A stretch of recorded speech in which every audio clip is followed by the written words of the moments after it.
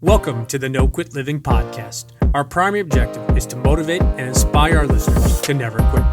The reality of life is simple. We all fall. We all fail. At times, we get knocked down. The question is, do we get back up? Are we stronger? Are we better prepared to attain the maximum of our potential?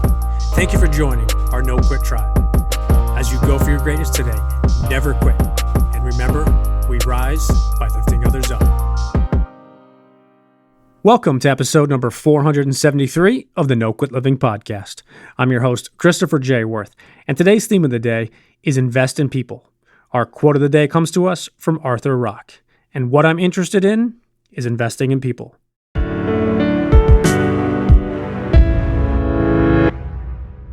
If you are looking to support either No Quit Living or the Positivity Tribe, you can head on over to positivitytribemerch.com. And you can grab one of our t-shirts, sweatshirts, or any of our bands. Once again, the website is positivitytribemerch.com. Thank you.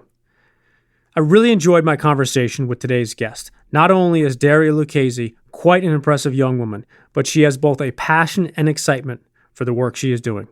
Make sure you grab a pen and a paper. I know you're going to enjoy today's episode. Daria, I'd like to welcome you to the No Quit Living podcast. What's going on?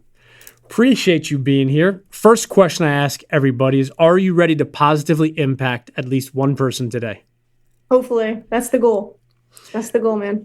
The number one objective of our show is to motivate our listeners to never give up or quit. And I'm curious if you yourself have a no-quit story or perhaps a challenging time where you could have given up or given in, but you didn't. Oh, goodness. Yeah, I got like a ton of them. So it's funny. I was actually writing a script for a post that's going out next week. And so your listeners will get it earlier. So I was actually thinking about something that my dad said right as I committed to play college lacrosse. And he said, I was like, I got off the phone and I'm sitting down with him. I go, so yeah, I called the coach and going to JMU. And he goes, cool. That's awesome. Now you have enough to get there. Do you have enough to stay? And I was like, you can just congratulate me. You got to like pump me up again. So, and there's a reason why they call it a commitment, right? Like it is a commitment and it's going to test you, mind, body, sport, emotion, friendship, relationships. And I'm thinking about these Super Bowl guys that are about to play. And it's like an iceberg, kind of like, just like branding, everyone's just looking at the trophy. They're looking at this one moment in their lives and they're not seeing anything underneath it. And it's the same thing that happened, with me. Like there's so many opportunities to quit. When I got to college, my strength coach was really hard on me for no reason, like no other freshman. And I was like, why me? And I'm like, and I confronted him after like a lift. And I was like, dude, like, why is it me? Like you're calling me, you're saying I'm a show horse. I'm not a workhorse. You're calling me out. Like I'm the only freshman. Is there a reason for that? He's like, I know you can take it. And I was just like, okay. But that was like one example. I call up my aunt. Like after I just got reamed out by the coach and I'm like trying my hardest. I'm just a freshman. I'm young.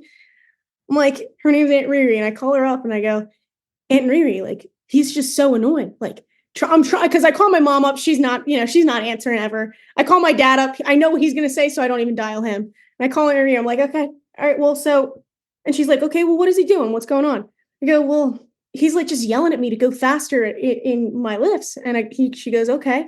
And I go, he's yelling at me like I'm not a workhorse. I'm a show horse. And like, it's pissing me off. And like, I need to beat everyone. And she goes, okay. And she's like, okay, so what is he doing? And I go, she goes, is he making you faster? I go, yeah. Are you lifting more? I go, yeah. I go, and she's like, sounds like he's doing a hell of a job. And I was like, can anyone, but like, that was one of the moments where I was just like, freshman year, you're in the grind. I also was building my like first e-com business. And I was like, actually, keeping product under my dorm room bed, going back and forth. It was before drop shipping. So I was going to the university post office and walking to the off campus in between, like working out, lifting games. And it was just a lot. And it was just, I called my parents up and I'm like, I don't think this is for me. Like maybe I come home to Philly and they're like, my dad reminded me in that call, he's like, you remember what I told you when you committed? You have enough to get there. Do you have enough to stay? Now is when you prove you're here to stay. And so like, that's just like off the top of my head. Like that is the first quitting story for sure. I don't think I've heard that workhorse versus show horse in that context of being a college athlete. And I think it fits so well, not only with what you do, but kind of our brand and our listeners, and I appreciate that. But wanted to ask you real quick, if you could just tell our listeners post-college what you're doing today. There's 2 projects that I'm working on. One is for athletes. Anything I can do to make a better athlete. I do believe in this, like, I want you to be better than me, but I also want them to be, it's me versus me type of mentality. So anything I do, I put it out for free, all for athletes, and there's an athlete tax. Tell your coach.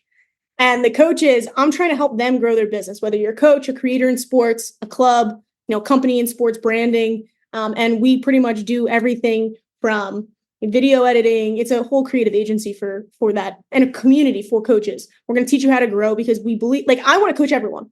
Like, that's just my thing. Like, but I can't. It's not scalable even with social.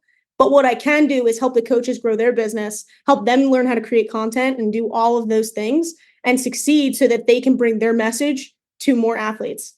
Yeah, I mean, it's basically just like a community and an agency for like video editing, any branding, design, development. I've been doing a lot of the stuff over the last 8 years, like owned my own agency, built that up, pretty much automated it. And it all kept coming back to, well, I got to give back. Like, I got to figure out how I can like serve people, because B2B business, it's just like, it's always like for me. And I was like, I just need to serve. Like, and it always came back to sports because it was just, that's a hidden opportunity. I know this isn't a business podcast, but it's a hidden opportunity. Not many people are innovating in there, and it needs help. We see like the pro like level, and nothing's trickling down yet. And it's taking forever. And people just see business of sports and they're thinking betting and the things that aren't related with sports. It's really like youth coaching, and that's what's creating the next generation of leaders. So like, let's get them those opportunities. And it's just kind of like a flywheel. I love the word you use, innovating, because I think to your point, so much of this coaching, mental performance, being a better athlete, being a better coach, so much of it is very basic. And I don't mean to demean it, but it's the blocking and the tackling, and the basis of success in filling the sport is always going to be what it is, but it's the innovation that takes it to the next level. And I really appreciate you touching on that. We always try to inspire our listeners, and one of the questions we've been asking of recent is there anything that you're struggling with today? And the reason we ask that is the hope is that maybe there's someone that's struggling with something similar, and they look up to somebody that's doing something like you are and say, hey, I'm not the only one. Yeah, I mean, I struggle every day. So, I mean, I can just pick and choose. Right now, I think my thing is like perfection. I'm learning that perfection it's not a destination, it's a direction. And I'm trying to really just like, with sports, like, and Nick Saban talks about, perfect execution on every play, but I really am trying to look at it more of like, it's not attainable every single play, but you can try to strive for it. And with like work, I think sports and life are just so similar. We're just grabbing back and forth of like all these timeless principles. But for me, I need to get better at it's good enough, and it's good enough to ship. And with content, I get very OCD about like making sure I'm nailing the script, the edit, the hook, everything. And my partner and I kind of have like this whole motto where he's like, in technology, you want to ship, you want to ship features as fast as possible. You want to ship, iterate, and repeat, and just get the feedback and keep going in this like feedback iteration cycle. And it's the same thing with content that not really many people are talking about. It's like, we just need to ship because content is currency type thing. So he's like, it's good enough. Your average is someone's best. He's like, you just got to keep doing it. And if it's 80%, that's good enough. Get the consistency out, keep getting the reps in. So like, that's something that I'm working through this week. I was just like, okay, it's good enough. Let's ship it. I love that. And the reason I asked that question is my hope is that somebody listening to this, that really resonates with them, because I think in today's day and age, you touched on it early, is in this social media world, everybody's posting their absolute best. They take a picture and they edit it, and there's filters and it looks amazing, but it's not the reality. And I don't mean people are fake, but it's you spend so much time. And then when you compare yourself to somebody else's best, or you compare your day 5 to someone's year 4, it doesn't matter how good you are. It doesn't matter how great you are at editing. That's the way life works. You can't be as good as somebody 5 minutes into it. I don't care if you're Kobe Bryant, Michael Jordan. You'd mentioned Nick Saban. He's one of the greatest coaches of all time in all sports. He didn't start off that way. He was an assistant when he started 40, 50 years ago. I love that. You touched on a video, or I've heard in the podcast, cold showers. Are you still a cold shower person? I am. I'm a cold shower. I try to get a tub in every now and then. I try to get a nice plunge in. I don't know. I don't really subscribe to the whole like $2,000 cold bath.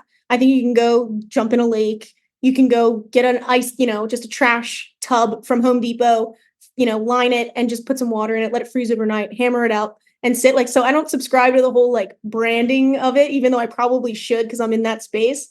But I'm like just nitty gritty. I think that's like the dopest thing. Yes, 110%. I love that you prefaced it that way. I have a $79 cold plunge that I bought on Amazon, and you clean it out every week or two or three, fill it up with water. It's outside of my deck. I'm in the Northeast, so you don't need to worry about cold. But I found these 2-pound, basically just like ice blocks that you put in and it makes it cold. So even during the summer, but again, if you have the wherewithal or the ability to have a $2,000 or $20,000 cold plunge, that's awesome. You can send one to either of us. We'll definitely take it.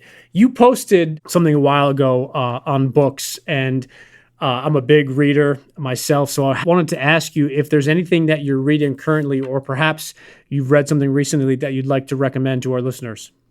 Oof.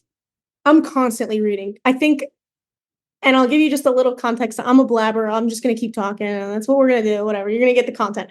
So the reason why I read, and I think anyone understands this, but I'm 25 years old and I've been in it for 8 years, but I want to be, I'm not looking at, other 25-year-olds. I'm looking at the 50-year-olds, the 60-year-olds, the 70-year-olds that have been in business for 30 years. The market doesn't discriminate. I'm competing with them too. And so I'm constantly reading because I got to compete with these guys that have the experience. And, that kind of like levels our playing field. If someone's taking 30 years of their experience and I could read in a week, that's such a beautiful gift. And I don't think people recognize that enough, especially in like the instant gratification world. But I just showed you this before we talked. This one, it's so good. Brian Johnson, I've been following him since high school. I watched all of his videos growing up since I was, 14, 15. Of him putting out, random book lists that he's done. I always loved them, downloading all the stuff. And so I was in the airport and I saw that he put out a book and I was like, all right, I'm reading that, open it up. And I was like, yeah, this is my thing. So Arte is a fantastic book. For our listeners, it is almost 1,000 pages long. So I don't want to sticker shock you, but it's a smaller book, but it's just full of amazing content. I love it. Like you can open it up and it's built like a daily stoic. So like every day I just read one and it's, 5-6 minutes, like a Tools of Titans type read. So it's definitely been something that I really enjoy, just like having with a nice cup of tea in the morning. I'm a grandma, but yeah, that's my morning part of my morning routine. 25-year-old grandma. I know, seriously, 25 going on 85. I know the famous Jim Rohn quote, you are the average of the 5 people you spend the most time with. If I could grant you dinner tonight with any 5 people dead or alive to level up with, who would you pick? Oh my God, no, I have no idea. One, Jesus, that'd be amazing. Just on how he spread so quickly everything. I think it's, obvious. Dead or alive, I'd have to bring back my grandma because obviously, the old Italian. Pretty much like people say that I'm like a replica of her. So I'd love to see that again. It's hard because I want like my family to experience it with me at the same time. So like I read into it too much. I know I really like, I'd really love to have Tim Ferriss at a dinner. He's taught me so much. And it's funny hearing from his perspective because he's like, people just feel like they know me so intimately, which is what podcasts do. But, he has no idea that you are so impacted, which I think is just something that's really cool. Ryan Holiday also has been a huge inspo for me as well. If I can throw a curveball at you, or the 5th one has to be an athlete. MJ, because of his obsession. I liked you going into this interview. Now I like you even more because I'm a huge, huge Jordan fan. That's why both my companies are red, black, and white. Oh, I love it. Oh my God, I'm matching. On brand. So the word success gets thrown out a lot. I'm curious if you had to define success, or what does success mean to you? How would you answer that? Oh my God, this is so funny. I was thinking about this the other day. So my grandma, my mom's mom, is sick and she's 82.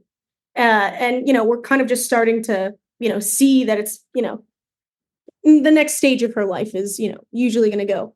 And so it kind of got me thinking a lot about life. And, you start thinking, okay, like you have the money, you have the, fame, as much as you want to say. At the end of the day, you'll give that all away just to have, extra days with those people. And my friend Austin was talking to me kind of like, just like almost like consoling, like trying to, help. And I go, what do you have for advice for me? And he goes, well, you think about her life. I mean, she worked at the same place for 30 years and they had her and my pop had like a whole retirement. Like they didn't get sick. They lived up until their like healthy 80s.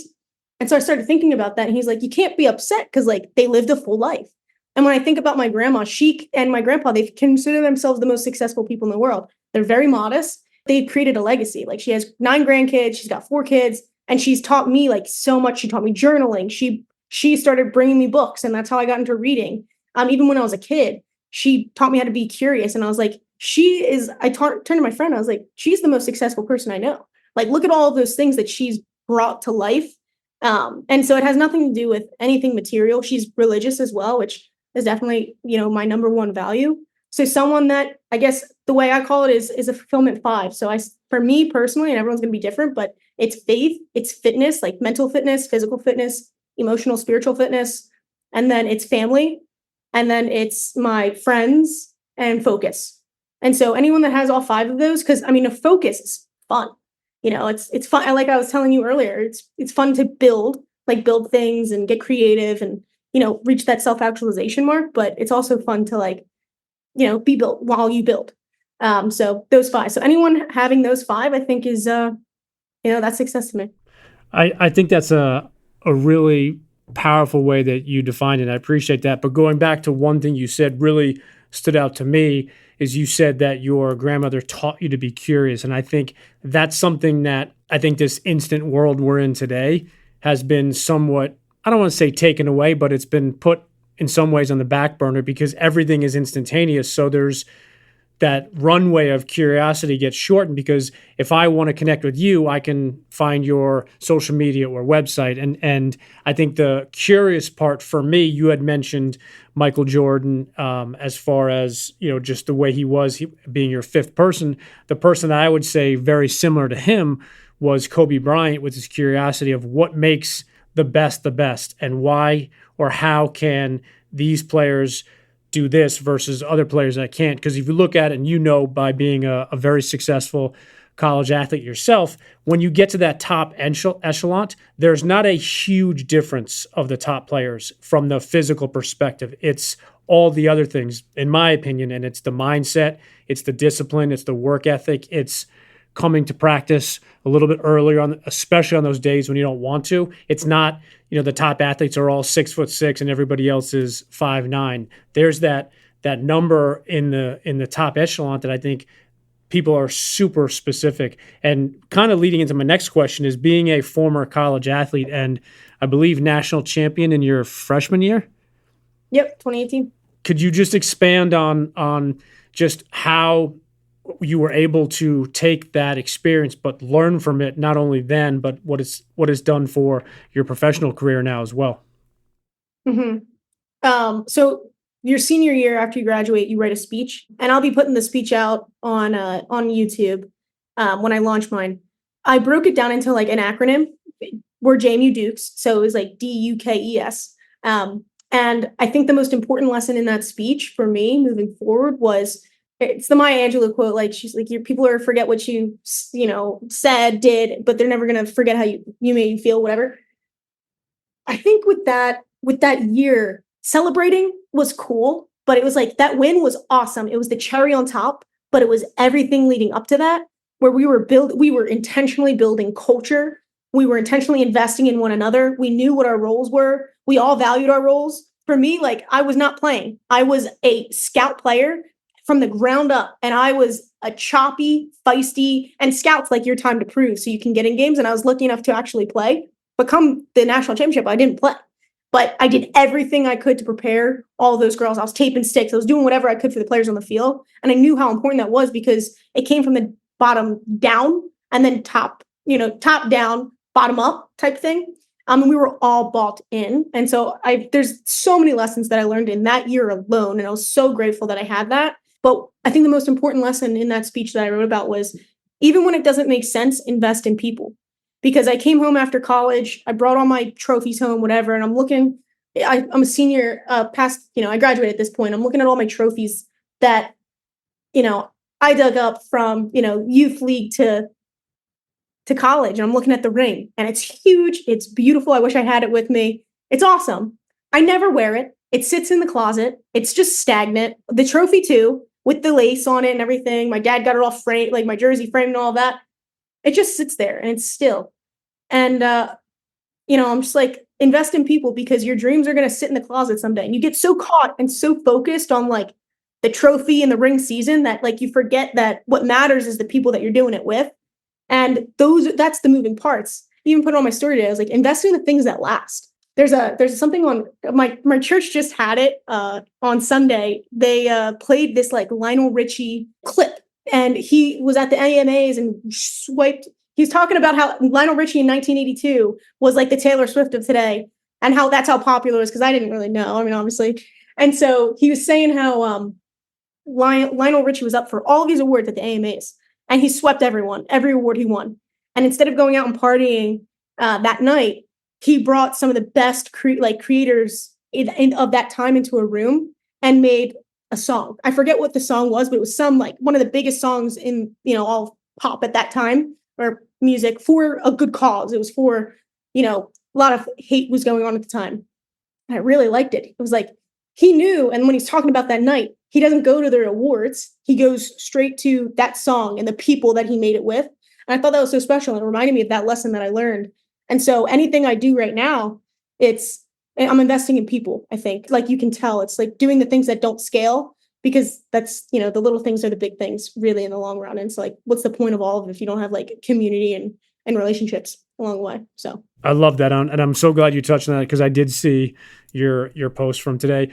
Over I think your left shoulder, you have the 1%, which is one of my absolute favorites, and something I always speak to my college and high school athletes that I get a chance to work with. Got to ask you just to briefly expand on what that means to you.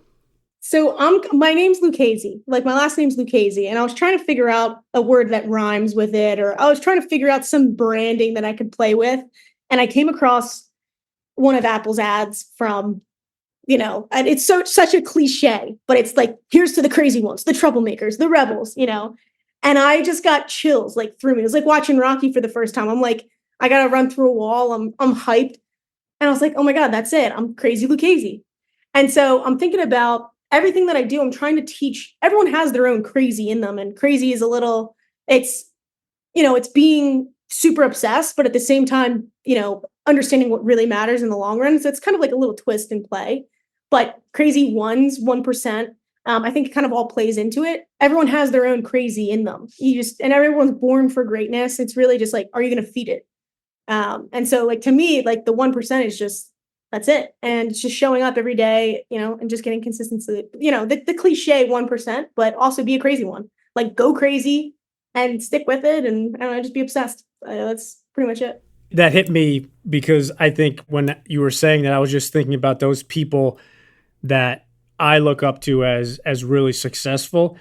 They have crazy in them. And I know if you were talking to a doctor or mental health specialist, they probably wouldn't like us using that word crazy, but I mean crazy from the perspective of getting up at insane hours to get extra work in. Crazy from the perspective of Kobe Bryant wanting to shoot those 2 free throws after he tore his Achilles, when many other athletes have said that they couldn't even stand. And he just said, okay, I want to walk to the foul line, shoot, and then I'm not getting carted off. I'm walking over. And most people look at that as insane, crazy, like he's nuts, which in probably many ways he was, but that's what allowed him to get to that level. Want to ask you a fun question that we've been asking people is, are there 1 or 2 people that put out really good, positive content on social media that maybe you'd like to introduce to our listeners, or maybe reintroduce to some of them? Well, there is one guy that I really want to make sure everyone knows, and his name's Graham Tuttle. And on Instagram, he goes by the barefoot sprinter. So I had a lot of concussions in college, and it kind of messed me up post college. And he basically taught me, hey, this is what's going on. And we were just connected over Instagram. It was like really random. But he's like, hey, this is, your neck's tight. Everything's, connected into a robust fascial chain. He gave me all of his programs. I read through them. I trust him a lot more than, doctors, because he's so good. And he's the one that's reading through and hedging through all the case studies and, all the research and simplifies it so simply. So he's definitely someone really helped me physically. And then mentally, I'm very careful with who I consume, because you are, just like the 5 friends. I think now it's like you're the 5 creators you consume because you spend a lot more time with them than people these days. And so I'm very intentional with who I'm consuming for my mindset. So not one person really comes to mind particularly, but a lot of authors do. Tim Ferriss, like I said, Brian Johnson, Ryan Holiday. I just read Traction, Paul Graham, Robert Greene. I would rather listen to a book than watch a video. I mean, I'm in the space, so I have to kind of like understand formats and stuff. But to me, I rather, if I'm going to consume, it's going to be a book. I'm glad you mentioned that perspective of careful with what you consume, be intentional, because I think in today's day and age, because everything is so easy to receive, whether that's physical books, audiobooks, podcasts, courses, YouTube, you name it, we can literally have 50 mentors at any given moment. And I was talking to a college baseball team that I was working with last fall, and they had asked me a couple similar questions. Who should I listen to? What about this podcast? What about that podcast? And, I kind of put a halt for a second. I said, guys, I said, you are college baseball players. I said, you can't listen to 4 different hitting coaches, because then you're going to be walking up to the plate and you're going to be thinking about keeping your elbow up. No, keep it down. Bend your front foot. No, turn it to the side. And I think it's the same thing in any space, whether it's mental, whether it's financial. And I'd love to get your 2 cents on this. This is what I find is that because everything is so quick, it's keeping up with the Joneses. So it's like, did I read this book? Did I listen to that podcast? Did I listen to this course? And I don't want in any way tell anybody not to try to expand their mind, but I do want to echo what you said is it's really good to listen to people. It's so important what you are putting inside your brain, whether you're listening to it, seeing it, whether you're reading it, but we can't consume everything all at once, because to me, that's the exact same thing as consuming nothing, because your mind's going in 500 directions. Yeah, 100%. I am someone that likes a lot of inputs, and then I like to organize them in my brain. I just process really fast. Like I'm the person listening to an audiobook at 2.5 speed, which is like my parents hear it and they're like, what the heck are you listening to? Like, what is this? This isn't even English. And so I'm definitely I slowly worked up to that because I wanted to just ingest, and I'll go back, and I have a very OCD process of listening to a book because I'll listen to it first, like when I'm walking or whatever, and then I'm getting my steps in on that book. If I like it enough, I'm going to go back to it and I'll annotate it and buy the actual physical book, because your brain actually picks up where you are in the environment. Yeah, so I'll do that, and then I'll write out my notes, and then I'll scan them into something where I can keyword search it. It's very in depth, but that's how I kind of digest it. I need to be able to teach it to someone. And that's my whole point of what I do online is my goal. I just want to learn. I just want to build. I want to be built. I want to be creative. And so my goal is I want to learn, synthesize, and teach. And that's if I can teach it, I'm not done the lesson when I put a video out about it. It's so that I can ingrain these lessons into my head. I'm doing the same, I did that for athletes, and now I'm doing it the same thing in business. It's I've been building for 8 years. I understand e-com. I understand marketing and branding and building content. So now I'm okay, well, let's understand funnels and be curious about random things in this niche and just go and bring it, learn, synthesize, teach. And so if I break it down, it's really those 3 things. And I forgot to mention one other name, David Goggins. I think he's a huge part of that. It's go Goggins. Yeah. Go Goggins is go crazy. It's you got to have that person in your brain where you're I'm going to go crazy. I'm it. And I know people might be offended by that, but that was also intentional too. It's a controversial word. So it's not going to pull to everyone, and everyone's not my audience. It's to people who want to have that obsession. And so that was, a lot of people look at the Instagram and they're it's not accident. It's very calculated. I'm a very calculated person. there's a lot of intentionality that goes behind it because I take that stuff very seriously because it's not about me. It's about the impact that I can have. And like, if I have these thoughts stagnant in my mind, they're not doing anyone help. You know what I mean? And so I know that they can help someone. If I'm just ingesting all of this information for myself, it's kind of like, I feel it's almost like selfish, for a sense, because I can process faster. I'm like, okay, let's do it. So I've shared this before, but the last 3 years, the first 2 books I read every year are David Goggins' Can't Hurt Me and Never Finished. And it sets my year kind of on that path. And the reason I share that is a friend of mine who's an attorney, maybe 3 weeks ago, he texted me his copy of the book Can't Hurt Me open, and he was about halfway through it. And he said, I forgot to ask you, 10 days ago when the year started, but did you read this? And I said, yeah. I said, I finished it a couple days ago.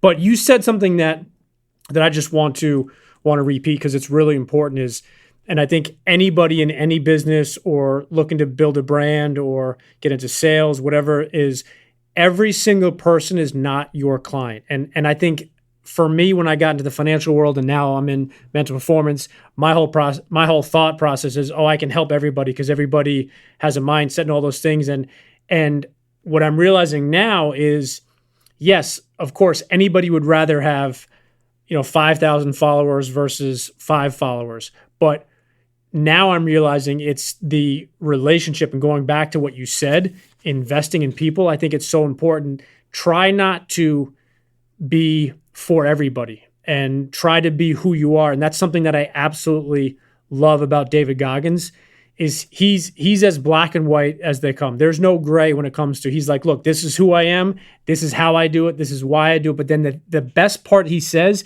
is this is what works for me.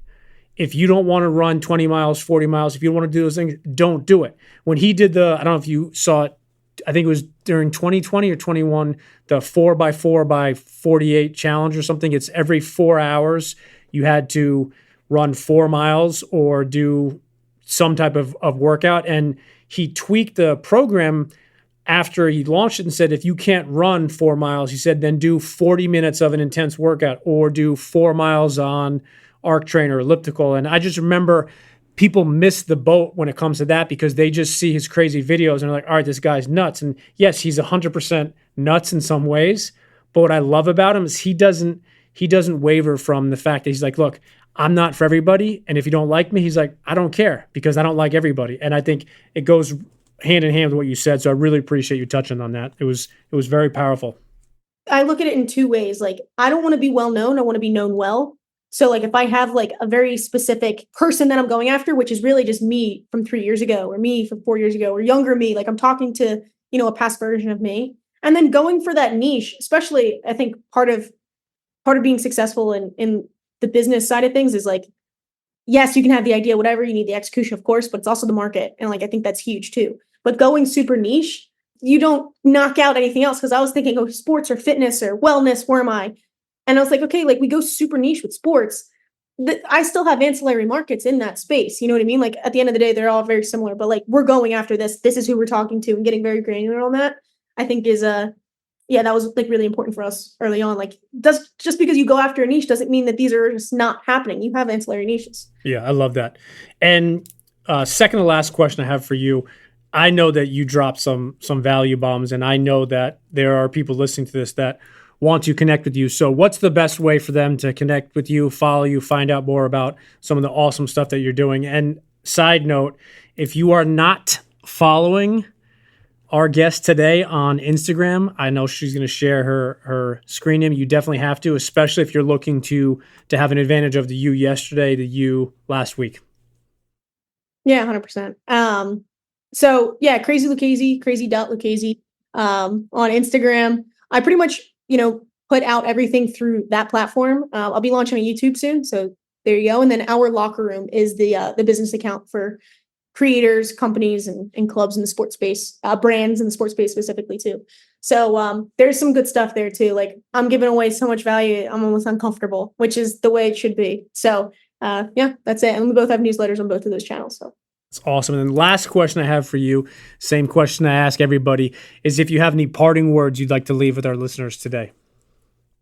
I wish I had something, prepared, but I don't. I hope you remember the fulfillment 5. I think that is success at the end of the day. And if whatever your fulfillment 5 is, I gave you mine earlier. Go back and listen to that. I think that is a successful life, and invest in the things that last, which are those are the most important, because that's how you're going to leave your legacy. So that's really it. No. I can't thank you enough for jumping on here today. For our listeners, again, make sure you go follow Crazy Lucchesi on Instagram. Definitely keep an eye out. I'm sure there'll be stuff on there when her YouTube channel launches. But I appreciate you jumping on here, and I know that we'll connect again soon.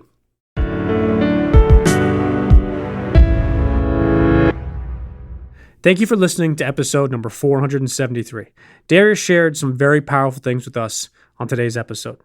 She touched upon the value and importance of investing in people, and I could not agree more. As we conclude today's episode, I have a very simple challenge for each of you. Take 2 or 3 minutes right now to identify one person you could invest in today. Doesn't need to cost money, nor does it need to take hours of your time. But the best part about investing in someone else is doing it for them with zero expectations in return. And remember, we rise by lifting others up. And lastly, to our listeners, thank you. We truly appreciate your time, and we hope our episodes inspire you to keep on attacking life and never giving up. To quote Dr. Norman Vincent Peale, it's always too early to quit.